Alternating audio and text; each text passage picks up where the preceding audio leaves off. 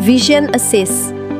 Vision Assist membantu pengguna memerhatikan halangan dengan memaparkan imejan arah penerbangan pesawat.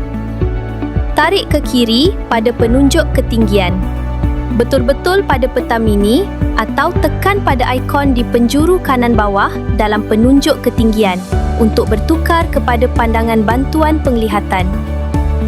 Arah pada garisan menunjukkan arah semasa pesawat dan panjang garisan menunjukkan kelajuan pesawat. Ikon arah pandangan menunjukkan orientasi pandangan Vision Assist. Tekan ikon arah pandangan, kemudian ketik anak panah untuk bertukar antara arah berbeza paparan bantuan penglihatan.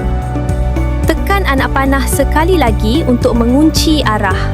Tekan ikon arah view untuk membuka kunci. Tekan untuk melihat peta. Tekan untuk menutup paparan bantuan penglihatan. Tekan untuk memaksimumkan paparan bantuan penglihatan. Apabila halangan dalam arah penerbangan semasa dikesan, pandangan Vision Assist menunjukkan amaran perlanggaran. Warna amaran ditentukan oleh jarak antara halangan dan pesawat.